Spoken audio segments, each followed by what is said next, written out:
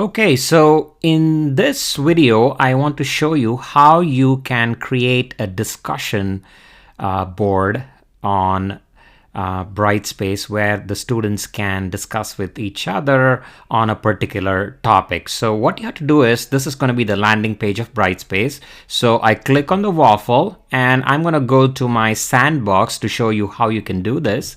So I go to my sandbox, which means that when you're doing it, you go to the particular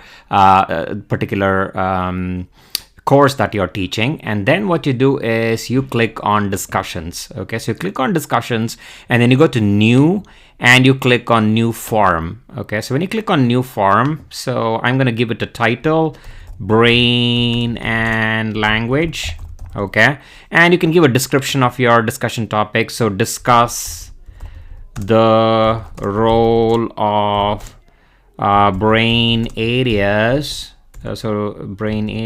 on language development or something like that. Okay, so and then you have different choices. You can allow anonymous posts, or a moderator must approve the individual post before you display on the form. I wouldn't choose any of this because it's going to be an open discussion, but of course go ahead and choose any of this if you want to make it more restricted. So I'm going to hit save and close, and I have created a discussion forum. Now what I do is I click on new again and I click on new topic.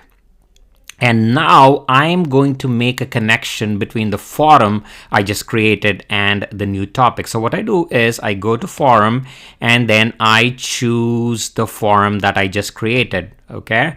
And the title can be the same or it can be a different title. So I'm just going to write discussion on the topic of brain and language, or you can have a different title. Okay, again, you can describe what you want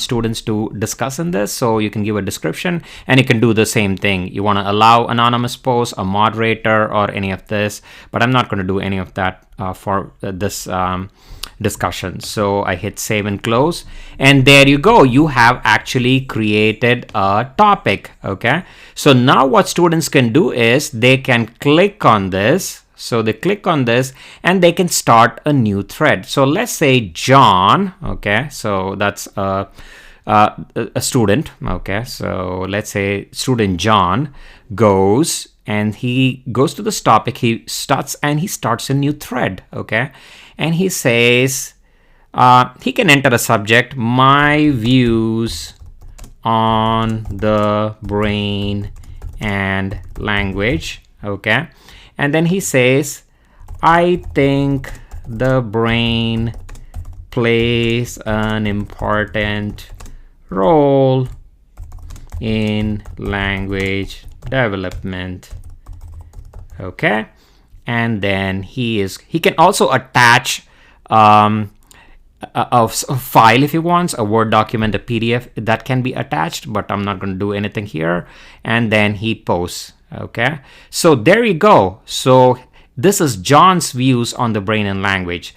Now let's just assume that another person comes. Okay, so I'm just gonna say another person is going to be Kathy. Okay, so Kathy wants to respond to John's views on brain and language. So what she has to do is she can either start a new thread, or I would just encourage students to just respond to that. So she clicks on this, and then she's just going to reply to what John just wrote. So she's going to say, I agree with John.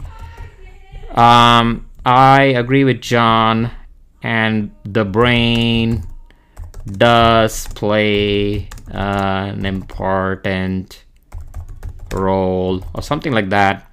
And then she posts it. Okay, so that's it.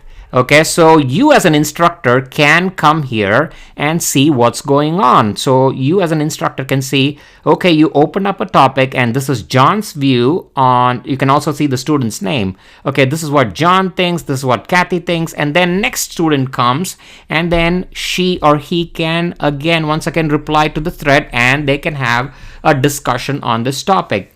Now, what I find nice about this is, yes, it's a good way to have discussion, but also it's a good way for students to post the topic that they want to do a presentation on. So in my class, I have research presentation. So what you can do is you can open a discussion topic, say presentations, and student A goes and posts the presentation, the name of the article, the name of the journal, author, etc., and then posts it, and another person comes and replies to that thread and say, hey guys, I'm going to do a presentation on this particular topic, the title of the article and the names of the authors, and then another person. So I can see all the presentations that students will be doing in my class in this one particular forum, okay, or in one particular discussion page. So that's much easier.